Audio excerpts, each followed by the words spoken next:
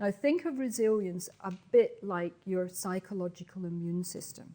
What we now know is that, children are born with an immune system, but if they are in too clean an environment because, parents sterilize everything, then it's not good, because you need something that will test the immune system to get it going, to get it developing, and so on. And I think that is a useful way to think about resilience, that you have to meet adversity in life for your resilience to be developed.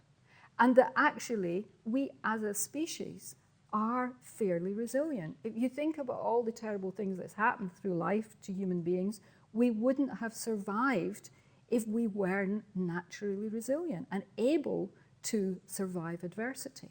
So I think there's a major issue about the erosion of resilience. And if you talk to people who are now working with older youth, whether it's university or colleges or whatever, they will say they see a marked reduction in resilience. So do primary and secondary school teachers, that somehow young people are less able to cope with adversity than seemed to be the case before.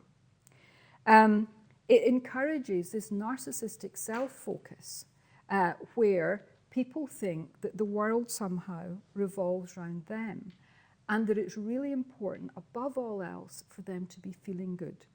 There is an American psychologist called Jean Twenge, and over the years she's compared trends in time with American youth.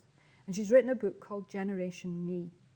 And what she says has happened is, you can see it in the surveys that have been done, that narcissism has that sort of self-love, and it's not a positive characteristic. Narcissists make terrible partners. They can be liars, they can be cheats, they can be really quite nasty to deal with. And yet these are the characteristics that have been developed in young people to some extent, not saying all young people, but they have been on the rise in the last 20 years.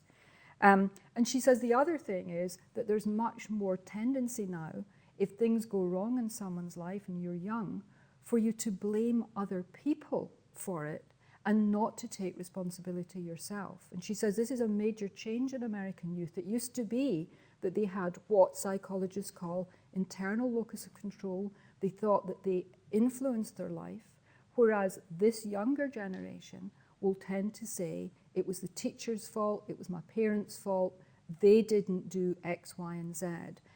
Because if you're told that the most important thing is you feel good about yourself and you feel bad, it's like pass the parcel. You have to pass that on to someone else. And this is anathema to me. I really, really passionately believe in the importance of people's development. How can you develop if you cannot accept responsibility for the things that you're doing in life? How can you learn if you're not able to say, I shouldn't have done that, or I should have done something differently?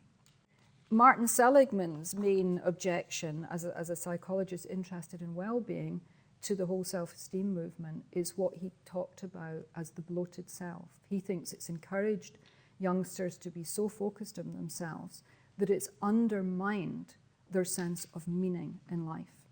Now, Seligman will say, if you look at the whole literature that's developed around well-being, one of the most important things for well-being is a sense of meaning and purpose. And by definition, that means serving a goal larger than yourself. He believes it's very difficult to build a good life on the basis of yourself. And yet, that's what people have really been doing indirectly, with the whole emphasis of the most important thing in life is how you feel about yourself, and it's important to feel good.